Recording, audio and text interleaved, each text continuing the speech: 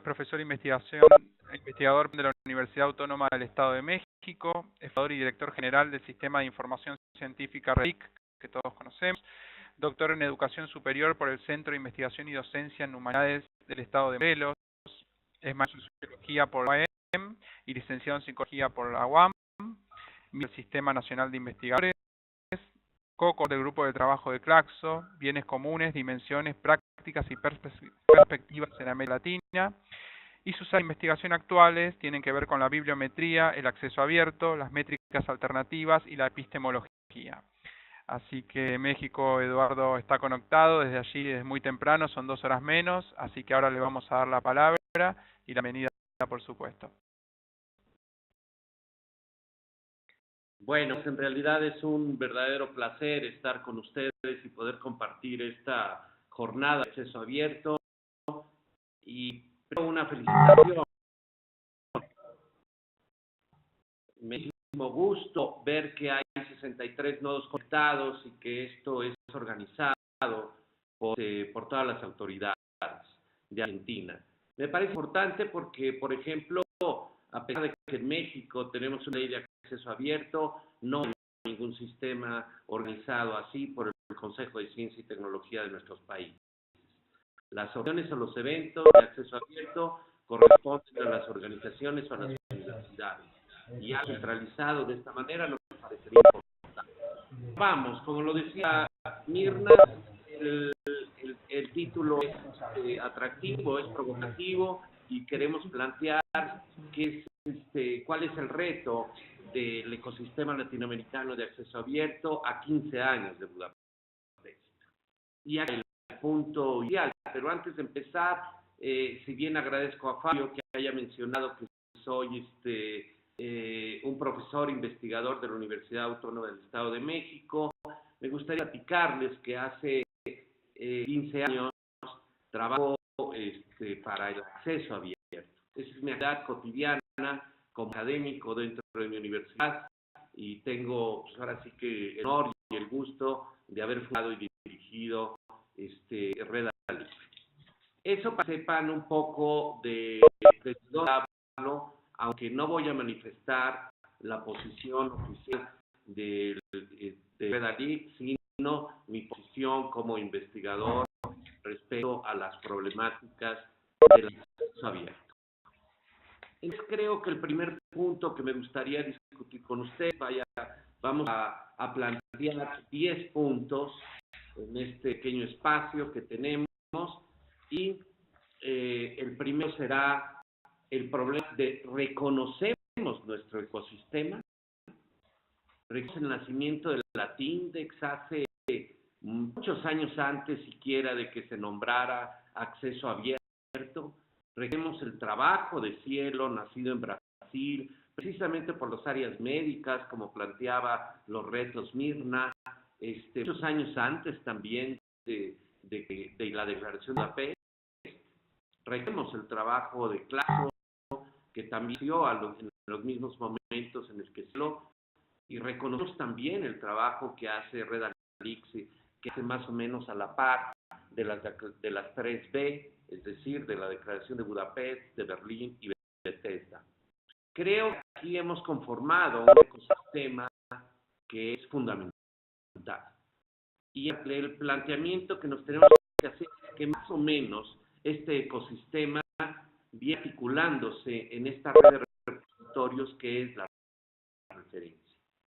Vamos a hablar de falta de información en el acceso a esto, y es uno de los puntos en que tal vez sea importante reflexionar por el hecho de que nosotros hicimos un ecosistema de acceso abierto sin conceptualizar.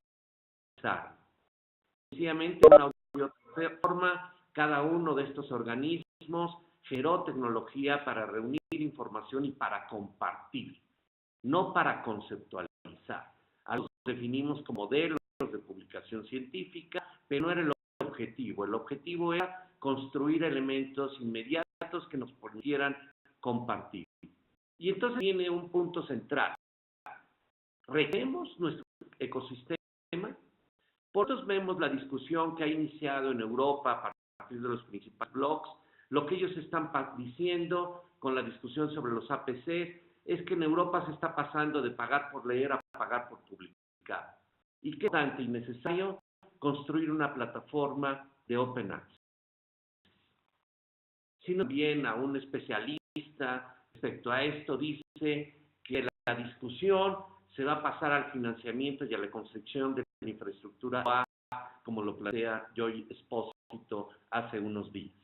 Entonces, en Europa esta es la discusión. Nosotros hemos creado este ecosistema, pero parece que no lo reconocemos. Mientras en Europa apenas van a empezar a caminar para construir un sistema de las dimensiones, de la solidez tecnológica como lo tiene nuestra región. Sí, hay procesos que nos pueden desdibujar esto, como platicaremos rápidamente, el problema de las licencias IBAI, el problema de querer comenzar en la gran conversación de la ciencia, pero solo a través del idioma que se ha considerado legítimo, con grandes problemas culturales, el problema de la discusión de las iniciativas y lo que consideramos esencial, el hecho de no valorar a nuestro ecosistema como algo de primer nivel. Veamos. Primero hay que entender, como en el mundo, que hay una diversidad de opciones de acceso abierto. En el acceso abierto hay múltiples actores, investigadores con diferentes paradigmas, hay revistas que nacen con diferentes objetivos, hay múltiples instituciones, agregadores, metaeditores, plataformas, y todo, si bien ha surgido con el interés básico de compartir, la conceptualización o las razones son diversas. Y es lo primero que tenemos que reconocer. El mundo está conformado por visiones absolutamente diversas, algunas de ellas en tensión, no necesariamente es clara la posición de cada una, y esto es muy difícil de unificar. En la diversidad se mantendrá. Pues, desde mi perspectiva, considero que si bien se va a mantener la diversidad, es muy importante plantear la conexión a niveles de interoperabilidad. Eso pagar el costo menor para la región en términos de diversidad. Porque si conectamos en términos de interoperabilidad los contenidos, la información, si trabajamos con estándares regionales pero internacionales a la vez, si vamos consensando estas formas de interoperabilidad, entonces la región para el menor costo de esta diversidad y podremos tener un sistema tecnológicamente unificado, pero múltiples paradigmas de entender el ecosistema de acceso abierto. Y esto me parece esencial para la región y como parte central de una política. Hoy hay dos sistemas en tensión. El acceso a la información, es decir, el pago por acceso nacional a las bases de datos, a las revistas, que es parte de una política científica. En ningún momento siquiera diríamos que no hay que tener esto, pero valdría la pena pensar cuánto estamos destinando para ello y cuánto estamos destinando a fortalecer nuestra infraestructura editorial, tecnológica de acceso abierto. Y creo que si equilibramos el presupuesto que se está yendo a la compra de bases de datos internacionales y el apoyo de la infraestructura de acceso abierto, podemos entender realmente los intereses de nuestra política pública en ese sentido.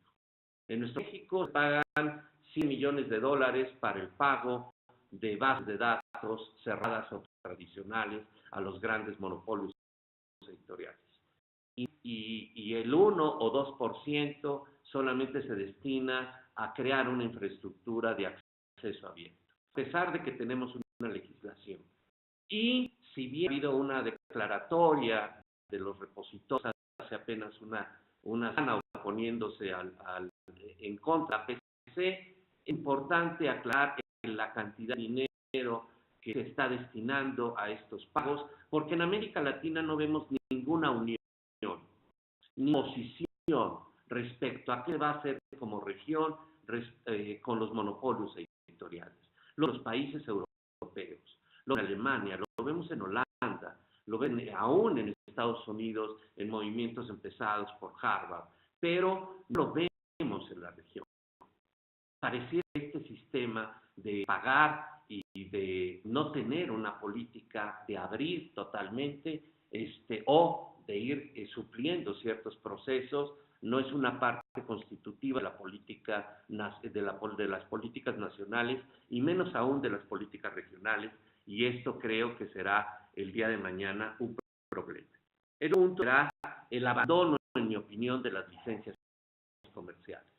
Fácil, y todos decimos, y una decía, el acceso abierto es abrir.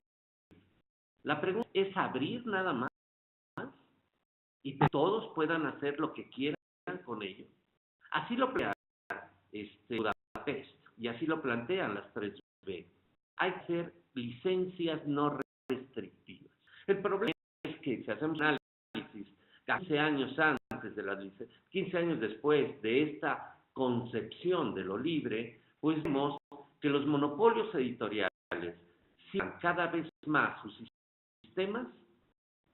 Vemos disputa contra C-Hub y contra ResearchGate que han impulsado los grandes monopolios, y ellos cierran cada vez más, y cuando nosotros depositamos un artículo que ha sido publicado en una revista controlada por ellos, nos exigen una licencia no comercial. Y entonces creo que esta es la parte legal crítica de nuestros ecosistemas. Por ellos engrandecen el valor de sus bases de datos y nosotros seguimos diciendo que solamente tenemos que tener licencias CC BY, que permiten la apropiación del conocimiento, que permiten el lucro y que permiten proteger lo que está siendo financiado con fondos públicos.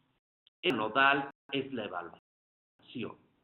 Antes decimos public perish, publicar, difundir, morir, y hoy decimos publicar, difundir y morir. Hoy que publiquemos, a pesar de que tengamos las mejores estrategias de difusión, aún así morimos. ¿Y por qué morimos? Porque los sistemas de evaluación de nuestros países han un matiz en Argentina distinto a lo que sucede en Colombia, en la NECA de España, en Chile y en México, pero aún así lo central es que lo que vale es ese concepto de sensibilidad y de calidad, que es lo que se plantea en el cuartil 1 y 2 del llamado mainstream. Mientras no se modifique, no hay posibilidad para que el acceso abierto realmente sea un movimiento exitoso.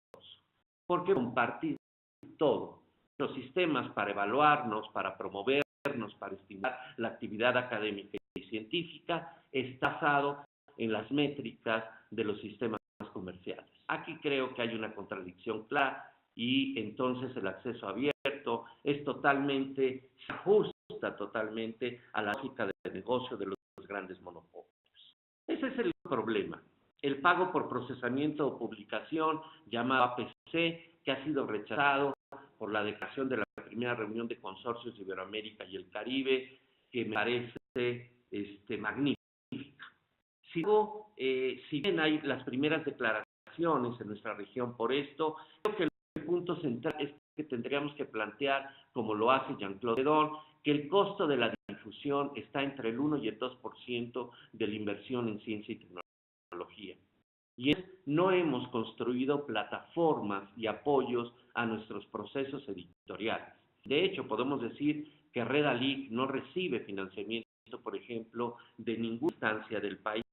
El 98% es financiado exclusivamente por nuestra universidad. Ese es el problema, o parte de uno de los problemas. El punto que me gusta comentar es el problema de los repositorios institucionales. Los institucionales hoy crecen, es maravilloso, su multiplicación sin duda es bienvenida, pero de eso estamos nutriendo. En general, la composición de los repositorios es de tesis. y no de lo que podríamos decir en lenguaje coloquial, que la creme y la creme de un repositorio son los artículos científicos revisados por pares. Y hablamos de que esta ruta verde es un modelo parásito, es decir, depende del sistema de cobro para vivir, o de los permisos que otorguen los editores aún de acceso abierto, que en su mayoría, por la costumbre del copyright, exigen la cesión absoluta de los derechos patrimoniales y de difusión a los autores que publican en sus revistas. Y si bien lo ponen en acceso abierto, no necesariamente queda claro si el autor tiene derecho a ponerlo en sus repositorios, y esto hay que aclarar. Y para los académicos nos resulta más fácil publicar en ResearchGate, en Mendeley y Academia, pero tenemos que tener cuidado, porque vemos que Mendeley se vendió a Elsevier. Academia, evidentemente, hay detrás un modelo de negocio, y si bien ResearchGate ha sido financiado de manera muy significativa y con muchos millones de dólares por la Fundación Bill Gates, tiene un problema ya de demanda por el problema de los derechos de autor. Yo quiero decir es que la disputa del acceso abierto en buena medida se va a dar por la vía legal, y entonces tenemos que discutir el problema de nuestras licencias. Otro asunto, el problema tecnológico. Y creo que con la tecnología estamos abaratando costos. Sí, en gran medida lo abaratamos. El hecho de estar hablando hoy a 63 nodos, donde no sé cuántas personas están conectadas, pero puede haber miles y miles. El nodo puede ser una computadora, un gran auditorio o un cine. Esto nos muestra claramente la potencialidad de la vía digital y del Internet. Pero no es barato. No es barato porque tenemos que renovar. Y tener que la ciencia abierta depende de alta tecnología. Y en eso depende de interoperabilidad.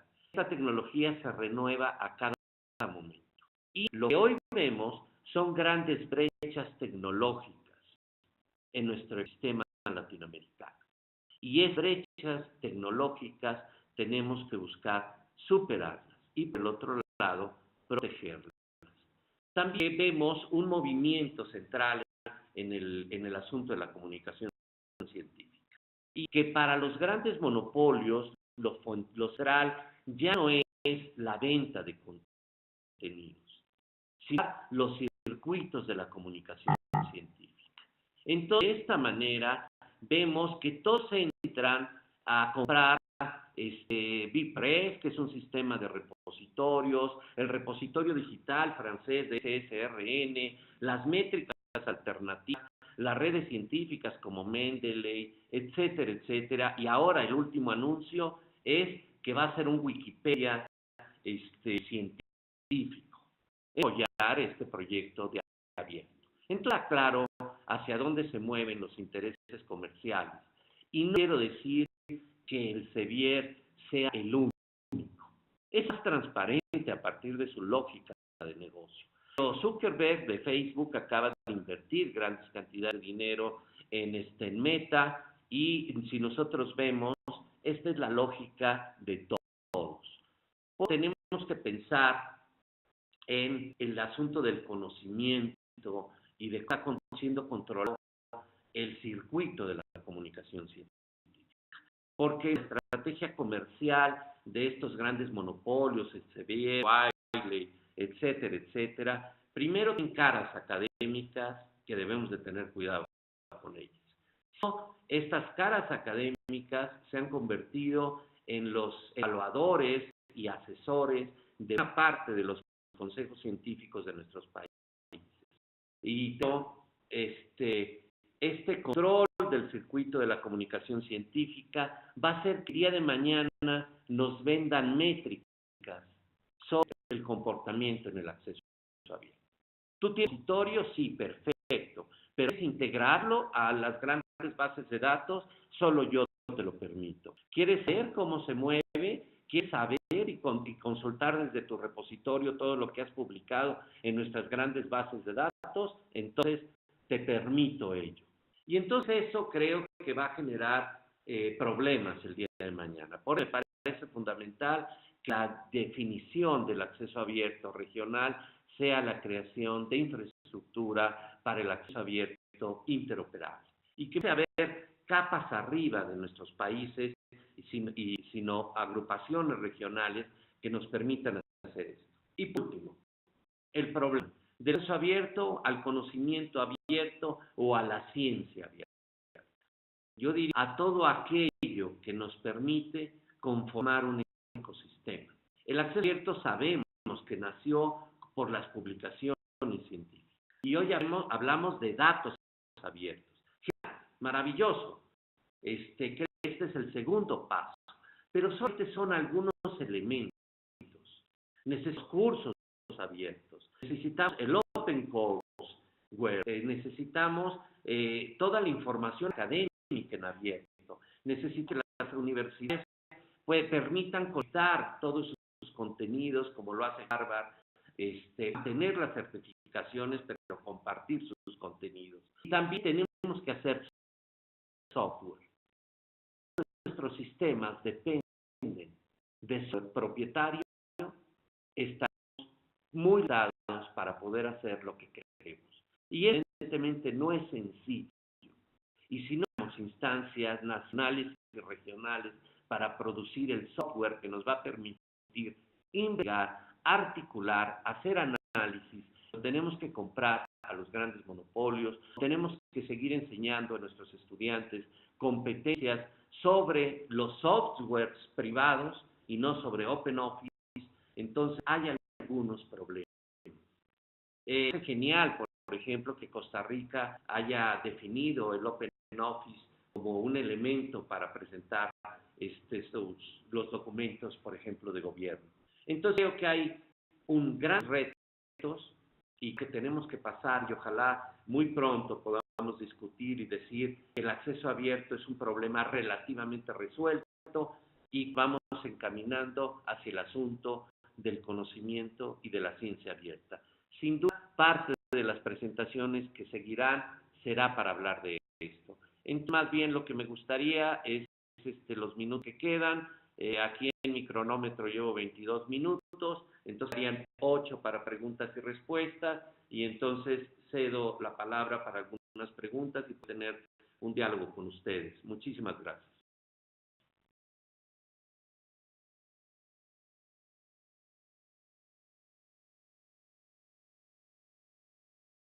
Excelente, muchísimas gracias por el tiempo y por la amena presentación que nos compartiste. Damos lugar a preguntas. Estuve viendo durante la presentación algún comentario en relación a la presentación que vos hiciste. En este caso de Jorge Carlos Fantín, de acuerdo con tus comentarios, explica que la universidad es la fuente principal de la riqueza intelectual. Los estándares mínimos son necesarios, no debe anularse la diversidad. Él comenta que hacerlo mediante el acceso abierto es un imperativo cuando se trata de producción intelectual. No sé si existen más comentarios o consultas para que Eduardo pueda hablar. Dejamos abierto y en el caso que alguna institución quiera usar el micrófono, puede dar la mano y le vamos a dar acceso también. Bueno, voy a hacer un comentario. Claro, la diversidad no solamente es parte constitutiva de la ciencia, de la universidad y de la ciudadanía, de cualquier organización social. Establecer es con mayúscula, decir que el camino es uno, resulta difícil. Y creo que es importante en esta diversidad es que no necesariamente es clara. No necesariamente identificamos las contradicciones entre la Declaración de Budapest, entre la de Bethesda y entre la de Berlín. No necesariamente identificamos cuáles son las contradicciones del movimiento 2020 que está haciendo la Comunidad Europea. No identificamos con claridad las contradicciones que hay entre los sistemas de evasión de nuestros países y los movimientos de acceso abierto. Creo que lo que nos une a todos es el deseo de compartir, porque sabemos con claridad que la ciencia así como decía Mirna, básicamente por el asunto de la salud, pero en todas las áreas. Sabemos que pues, si construimos y reunimos en abierto todas las grandes mentes de la humanidad, como diría Jean-Claude, esto será en beneficio de la humanidad. Esto creo que nadie lo discute. Discutir es ciertos problemas que hay, como algunos de los que planteaba. La diversidad no solamente es bienvenida, sino nos permite una sana competencia y abrir nuevos caminos. Yo creo que eso es fundamental. Y en nuestro ecosistema, pues bueno, tenemos que plantearnos acuerdos que está haciendo cada uno de los ecosistemas, el problema de la identidad y si queremos realmente seguir trabajando con sistemas separados a nivel de repositorios, a nivel de revistas, que por ejemplo es un poco mi especialidad, y veo que ninguna revista, o muy pocas, pueden tener los valores agregados que se exigen hoy en el ámbito digital. Y en plantearse esto es muy difícil, porque entonces vemos que todas las 18,000 revistas vigentes, alrededor de 10,000 están poniéndose en línea, pero con tecnología de hace una década. Y eso es adecuado. Porque siguen pensando, por ejemplo, que el PDF es la manera de compartir en abierto.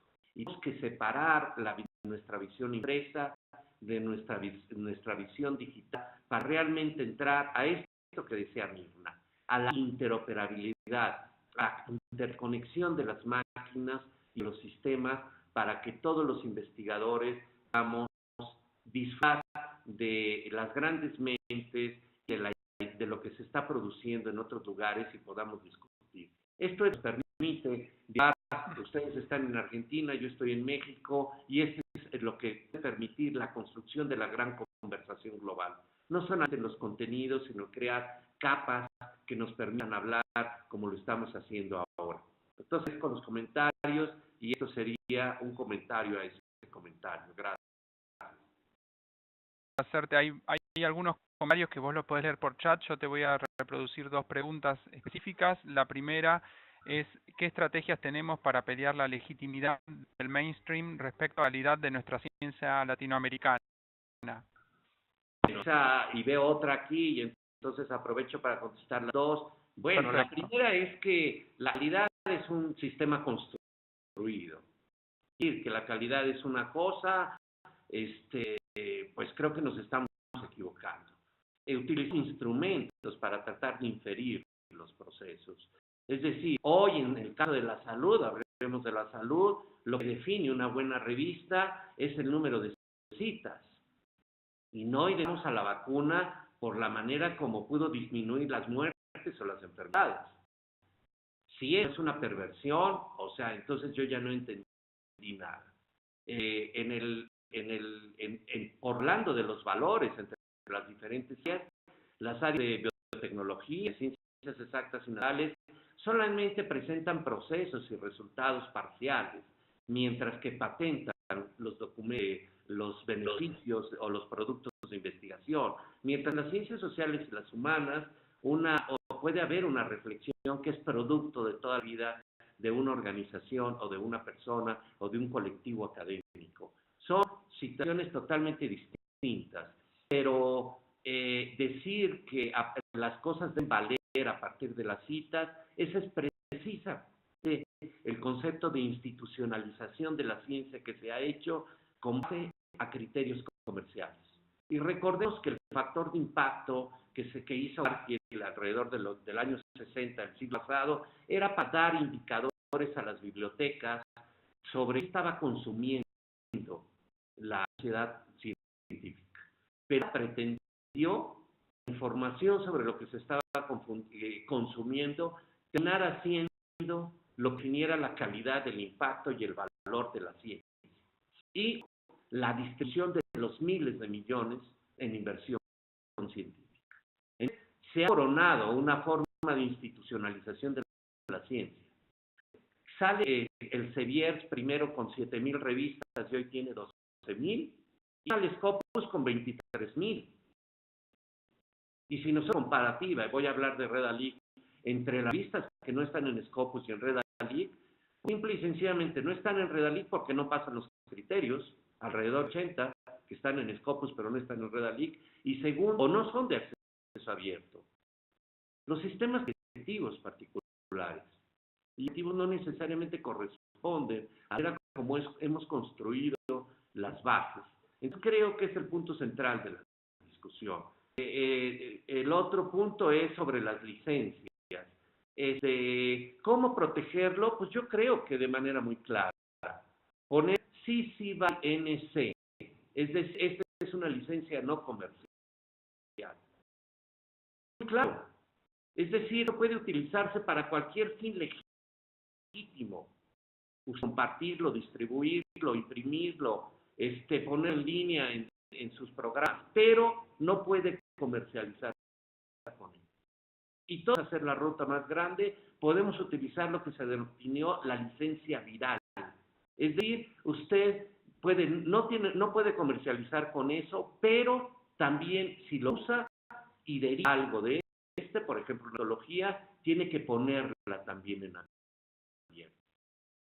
Es un elemento creciente. Compartimos, pero quien use esto, pues, tendría que hacerlo de esta manera. ¿Cuál es el rol del Estado? Bueno, en mayor parte en nuestros países, la ciencia y la tecnología depende significativamente de la inversión del Estado. En consecuencia, hay una obligación para depositar, pero hay una estrategia para negociar los contenidos que producimos, y siendo los derechos absolutamente para publicar en ese mainstream y en el cuartil 1 y 2, y después podemos depositarlo en nuestros repositorios.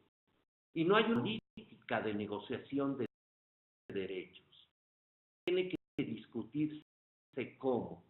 Los repositorios y el consorcio de repositorios tienen que discutir no solamente que están en contra del APC, tienen que discutir ellos que le pagan a los grandes editores para negociar los derechos o el tiempo de los embargos, que hacen las negociaciones entre lo abierto y entre los intereses de los países y de la región con los grandes monopolios.